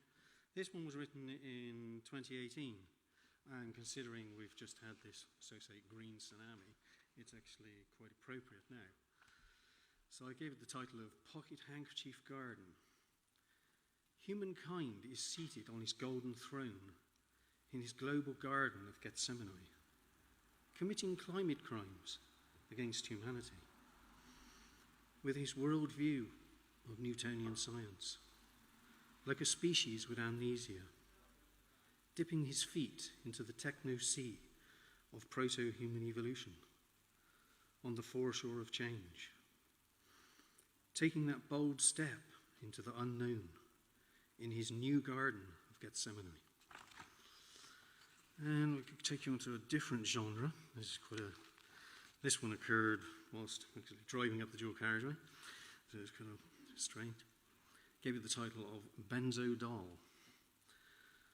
The morning of recognition and awareness as you pick up the child's headless Barbie doll on the suburban driveway of that Stepford wife lifestyle home, tweaked on benzodiazepine, in that unfettered psychotic moment, tying Barbie to the front grille of the company car with the laced patent leather shoe, whilst the teenage son sits in the back wearing his pink hoodie in an androgenized Disneyland of pleasure first and morality last state of being as the neighbours watch you drive off. If you indulge me, I'll give you one more hit. Precog Eye. Collecting trinkets and charms along the road of life. The acorn in the pocket from a jacket of your youth. Giving rebirth to the mind's view. Bringing you back to summers long lost. Watching cloud monsters in a bed of sweet meadow hay. As the meadow blue floats through the small space between your mind's eye and the monsters in the sky. Your acorn charm is not just the acorn of youth, but a time portal, so vast that the jacket pocket on your new wedding suit can't hold the landscape it opens on the new road of life. There we go, folks. Thank you, Patrick. Colm Lawler.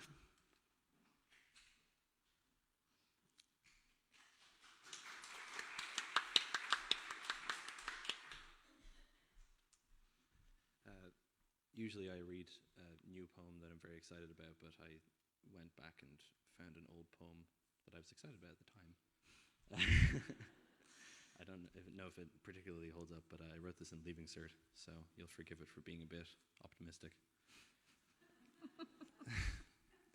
But it's called Reflections of a Dust Speck. When I look into the sky, I can see so many things, not just all the stars and the one bird that still sings. I can see the sun and the moon and all of those 8 planets.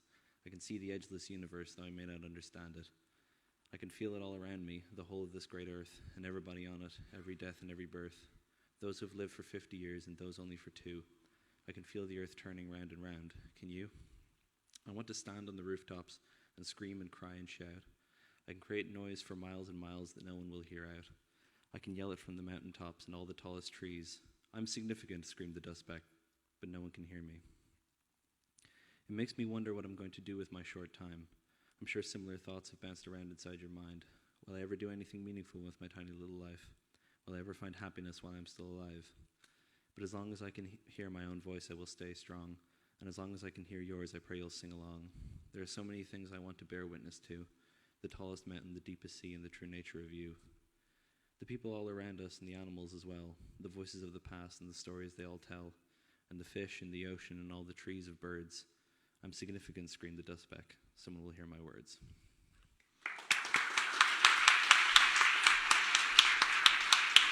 Thank you, Colm. Emile K. Naw, please.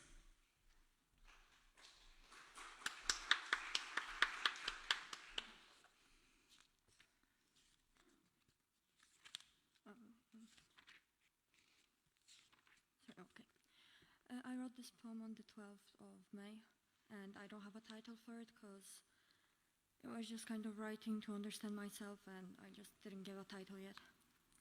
What I wouldn't give to wake up one day and be proud of myself for achieving all I have achieved, proud of being where I am for having who I have. But this is a childish wish. Instead, I am scared every day when I wake up. Yes, scared. I am a coward. I fear life and what I do not understand. I just want to get drunk until I know who I am, until I know where I am. Because you know, when I am drunk, I feel whole. I feel together with myself. Nothing is blurry anymore. Because you know, when I am sober, I see everyone through a mist. Only pretend I know where I am, when in fact I know I could be anywhere. Yes, I hate drinking, rambling on, kissing everyone, but I am so scared of being sober. I am terrified of being alone. When I am alone, I feel lost. Everyone is alone. We are born alone and we die alone. I know, but I cannot accept it, because I feel that my life has value only when I'm around people. People will say I am greedy and childish. Maybe I am, and I am so sorry for this, but I just do not understand anyone or anything. I feel so detached from it all. No words can describe this confusion I feel, like I do not exist.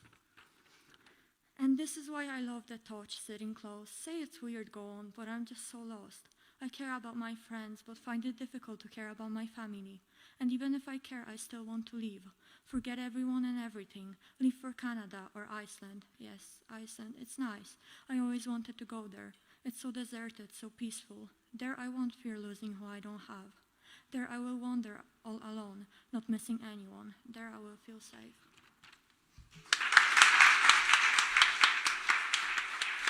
Thank you, Emile. And now we'll have Owen O'Connor.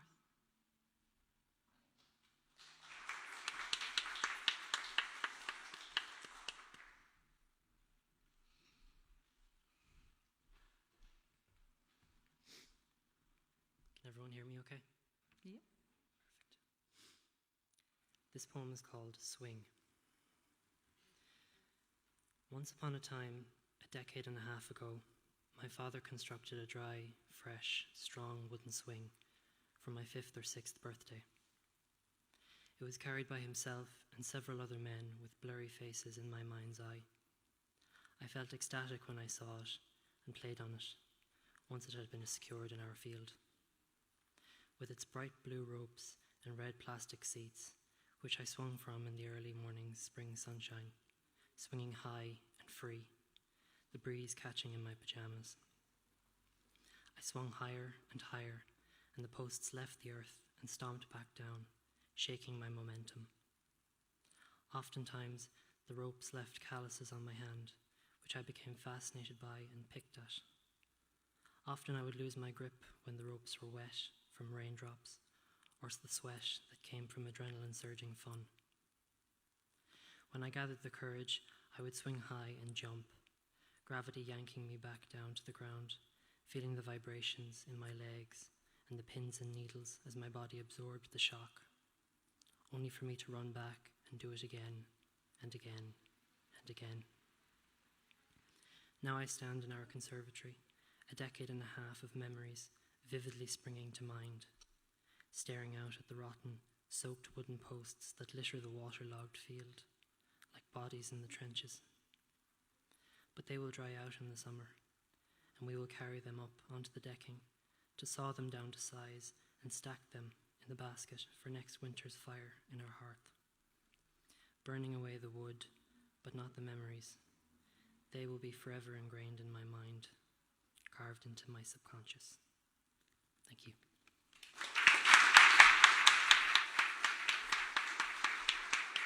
Thank you, Owen. Emma Purcell, please.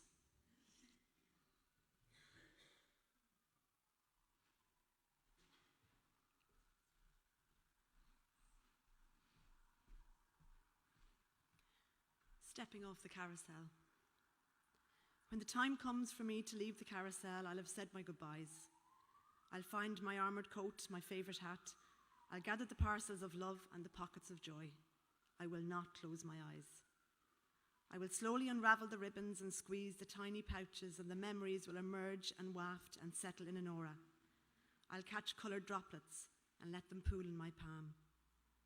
I'll see Balbriggan Beach, feel dry sand on my feet. I'll hear a rising rhythmic rumble. I'll look up and see the old black and orange diesel train slowly squealing to a halt over the limestone viaduct. I'll remember being able to tell the time from the arrival of the trains. I'll blink and catch a glimpse of the cove at Maharamore, the wind turbines on the horizon. I'll hear songs over the bay at Collinamore. Images of St. Patrick's Fort, picnics on Coney Island, and morning swims at the old fishing port in La Scala will float by and explode into silver-coloured firecrackers. Another droplet settles on my cheekbone. Yellow bows tied around the trunk of an oak tree at Dowdenstown Cross. Little crocodile Wellington boots, gummy French bean smiles, a bear called Sundaisy, beach towels hanging in a row. I'll wait expectantly for the explosions of light. I'll close my eyes then and think about driving westwards along the N4, chasing the sunset.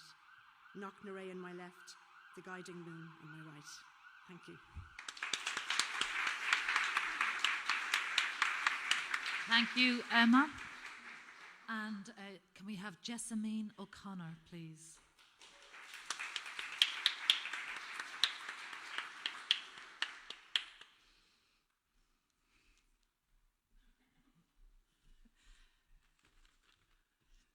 Sorry, I just wrote this as like an explanation about why I didn't watch a documentary about Gaza last week and why I don't watch anything depressing after 9 o'clock. And my kids would call it a life hack, and I would call it a handy hint for kind of keeping some kind of mental buoyancy in these times. And it's called Watershed. Learning to live in the world we live in without drowning means choosing canned laughter over one day in Gaza because it's 9 o'clock. And learning to live to sleep means that. It means no news at night, no documentaries about airstrikes, refugee camps, or hereditary poverty, no children growing in rubble or dinghies drooping into turquoise seas. Learning to live means avoiding history, current affairs, futuristic programming, definitely steering clear of climate, trees, topsoil, bees, and language. Learning to sleep means closing your eyes to the world at night. There is all day to scream. Thank you, Jessamine. Can we have Helen Grehan, please?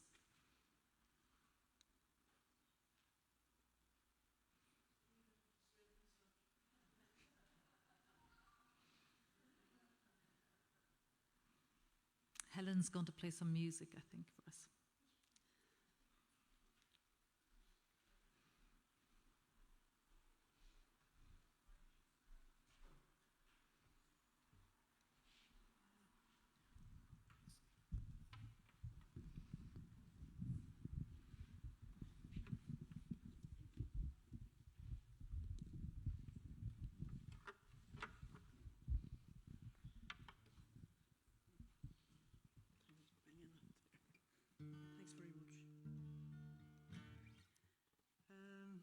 My name is Helen Grehan, and I write stories and songs and compose a bit of music.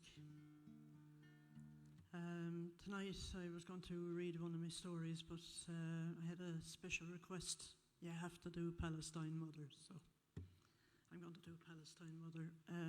How this came about was I worked for over 20 years behind the bar and got used to late hours. And when all that finished and I was at home in my own house in the late hours, I still couldn't get used to going to bed early. So I stayed up to watch a documentary, and I don't know what channel it was on, but it was filming done in secret, interviewing women from Palestine and how they felt. You go away, will you?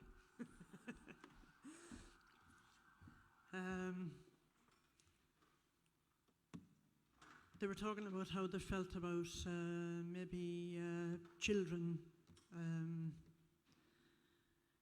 being made martyrs of. That was on their own side. And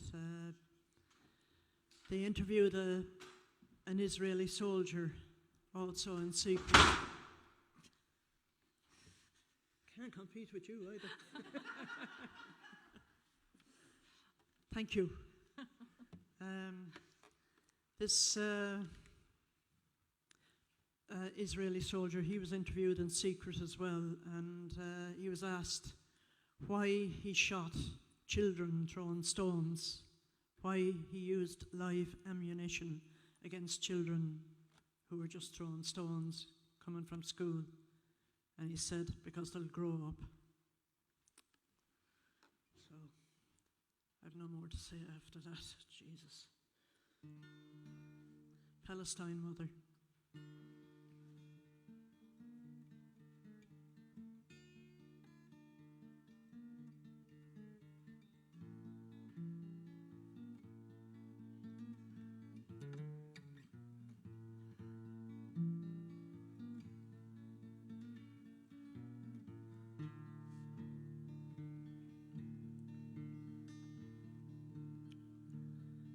Mother is sleeping, worn out from weeping, all day and all night. Her son has died. Now he's a martyr forever after, torn from her bosom, coming from school.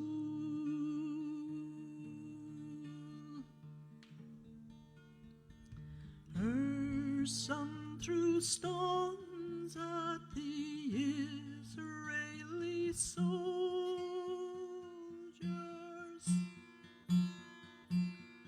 stones against bullets straight through his skull. Gone like his brother, too many others, gone like his father, gone massacred. Oh, oh, oh,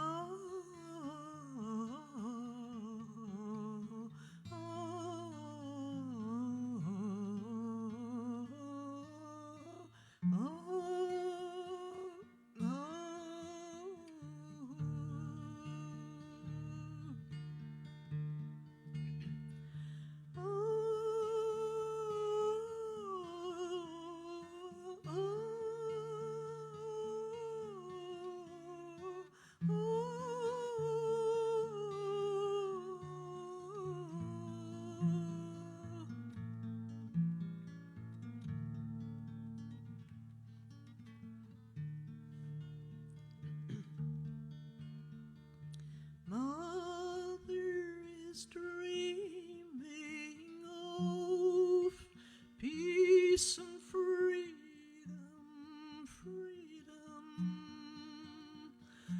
No more the bloodshed, no mother's children dead. No more child martyrs,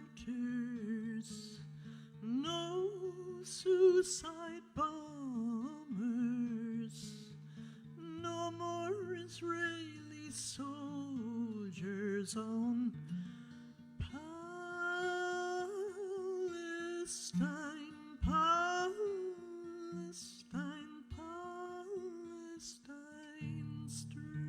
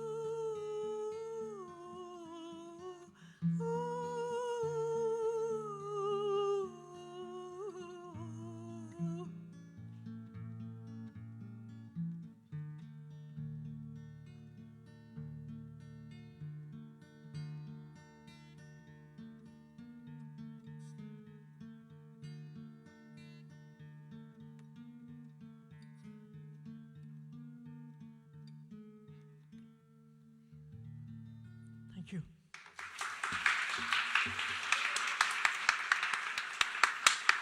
Thank you, Helen. Thank you. That's beautiful. And last, we'll have Tarlock O'Mwillan.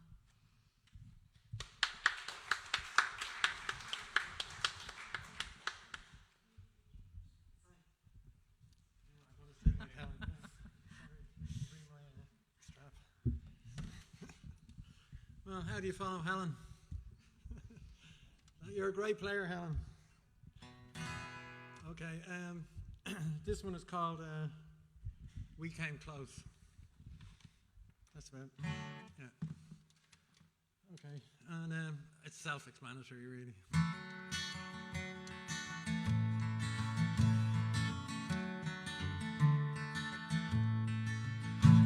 And I wanted you to be so much more than another notch on the bedpost.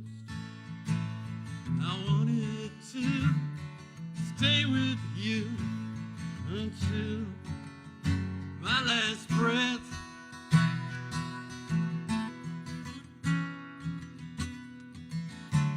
Oh, we came close. Oh, we came close. Oh, we came close, girl, to doing it for real. And it was a good day when we met, and it's a good day now we part. And the time we spent in between will always be in my heart.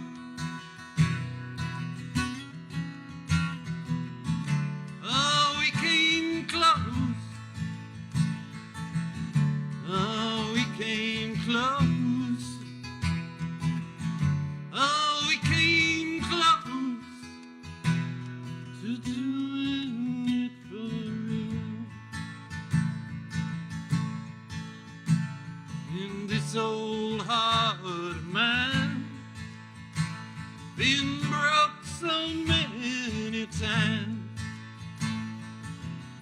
Like a river run dry, I've no tears left to cry.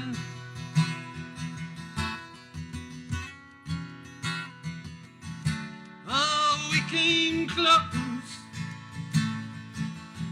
Oh, we came close. Oh, we came close, girl, to doing it for you.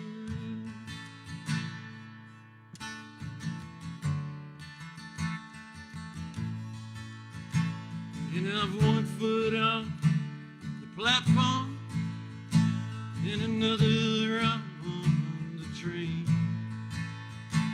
And I turn and look at you, and I'll never see you again.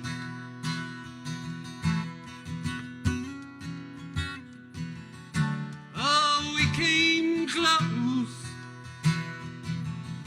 Oh, we came close.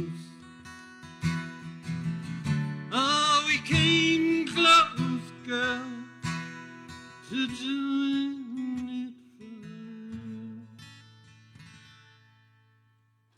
Thank you.